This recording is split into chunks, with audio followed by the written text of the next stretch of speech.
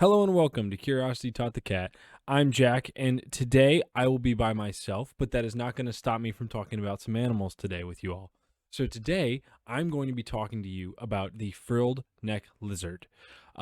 This is probably one of the more popular lizards. Most people at least know of this, know that it exists. You've probably seen it in movies all across time. Some other nicknames for the frilled neck lizard include the frillnecks, the frilled dragon, and the frilled agama. As for why it's called the frill neck, I'm sure most people will know. It's a pretty apparent thing, especially you can see in the pictures. But I'll go over that when we get to the physical description of the lizard. So the frillneck is found in tropical and warm temperate forests and savanna woodlands of northern Australia. They spend most of their lives in the trees, and they are endemic to northern Australia and southern New Guinea. Then, as for their appearance, as you can see throughout the pictures, they're kind of fairly muted in color. There's nothing big and spectacular, colorful really about them. Their skin color varies depending on the environment, often matching tree bark, which makes the animal extremely difficult to detect. Hence, why there's no colors that really stick out. The mouth lining, and the tongue of the animal are yellow or pink, and the frillneck lizards have faint, dark gray stripes on the tip of their tails.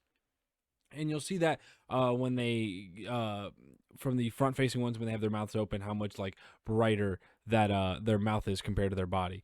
Then, as for size, they can grow up to about 3 feet in length, but they only weigh about 1 pound. So they're not terribly big lizards; they're pretty small lizards. Then some physical characteristics. Obviously, the biggest thing is going to be its frill. It is the frilled neck lizard. It is going to have a frill or a ruff. And it is a fold of skin that surrounds its throat. And you can see in the picture when it is lying down what it looks like, as well as, like in this image, when the frill is open and it's showing it off. The frill of the lizard is thin and extensive, usually lying folded up over the lizard's shoulders. And these lizards are most active by day while in the morning, and they are often seen sunbathing. When sunbathing, the frill of the lizard extends, allowing the animal to get a large amount of heat in a short amount of time. So it kind of will serve multiple purposes. This first purpose that I'm mentioning is about absorbing heat. There's more surface area, more sunlight hitting it, they can get more heat in their bodies, seeing as how they are cold-blooded animals. Then the other big one is going to come from a defense mechanism. In the animal world, one defense mechanism is appearing bigger, trying to appear as intimidating as you can. If you can't run from something, maybe try to scare it off. So that's what this frill-neck lizard is doing. It fans out this frill to make itself look bigger. It opens its mouth, it hisses, just try to look as intimidating as possible to get whatever is threatening it to go away from it. Then getting into the diet of the frillneck, they descend occasionally to feed on ants and other small lizards.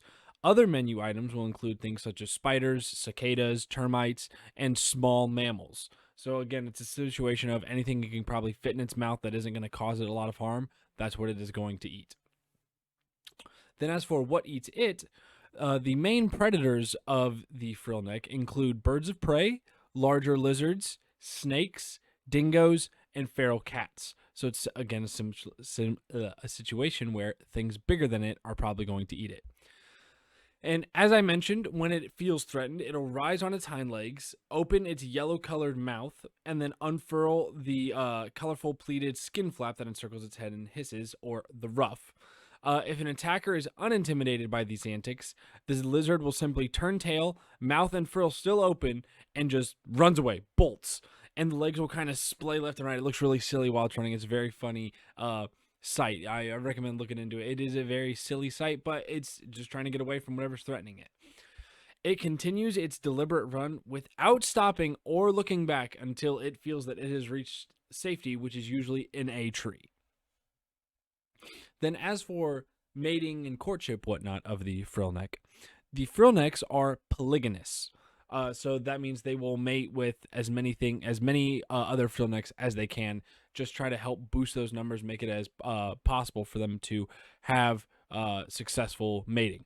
So mating season lasts from September to November, during which the males will compete with each other for their mating rights. Then, when a male successfully impregnates a female, the female will lay 8 to 23 tiny eggs in an underground nest, and they're incubated for about 50 to 90 days. And as with some other reptiles, the sex of future breeds depends on the temperature inside the burrow. And you'll see this with reptiles and amphibians, I believe, as well. The higher temperatures will yield males. So if the burrow is a warmer temperature, most of the hatchlings, or if not all of them, will be male, with cooler temperatures usually bringing females in. So this can help regulate their population depending on how seasons are going. It can also be a detriment to them as well. And then as for child rearing, hatchlings emerge fully independent and capable of hunting and utilizing their frill.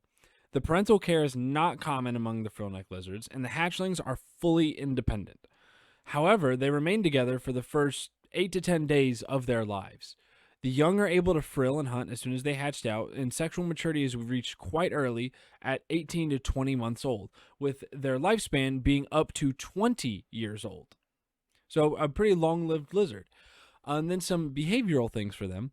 The group name for them, and I thought this was so much fun, the group name for the frilled-neck lizards is a lounge. So if you see a group of frilled-neck lizards, make sure to point out that lounge of frillnecks. The frilled-neck lizard is a solitary hunter. It is a very territorial animal, and I mentioned earlier what happens when it is threatened. It'll try to intimidate rivals and try to make itself look as big as possible. And the frill, in a sense, is used as a form of communication. If the frill is up, it is probably not a good thing, so you probably don't want to mess with it. Population size for the frillneck. The population size is least concern right now by the IUCN, so they're not doing horrible. Some threats, as with most animals that we talk about, includes things like habitat reduction and predation in some areas. And these predation is particularly prevalent with feral cats, and it's really hurting their populations. One of the major concerns threatening their population is pet trade.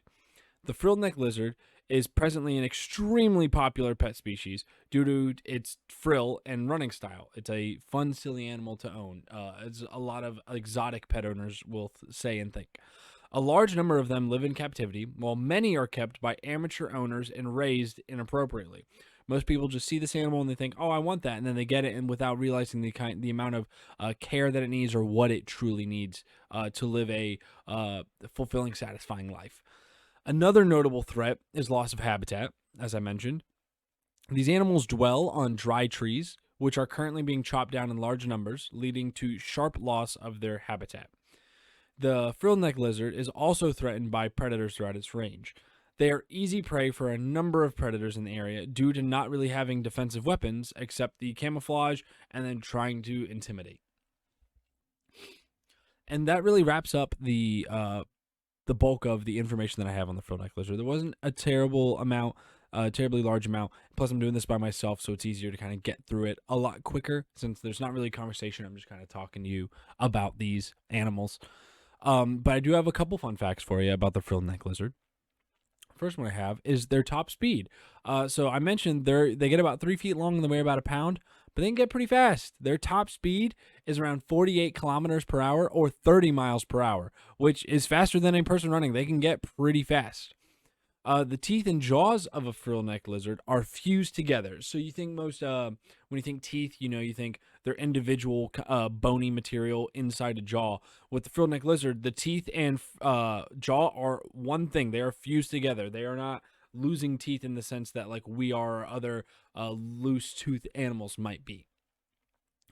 The frill of lizards the ones found in Queensland is bright yellow with black markings, whereas in northern Australia and New Guinea, these lizards have an orange or red frill. So like I mentioned, the color depends on the habitat and where it's at, and the frill marking is no different. And the last one that I have is that they possess cartilaginous spines connected with jawbones, helping them keep the erected frill stable. So that's how they're able to put that frill out and hold it there with the help of these cartilaginous spines, as well as connected with the jawbones, keeping that frill up and out as big as possible. But like I said, that's the last fact I have. That's all I have on the frilled-neck lizard. I hope you enjoyed learning about it. It is a pretty fun animal, pretty silly. I'm sure most people already knew about this, but maybe they learned some new information about it.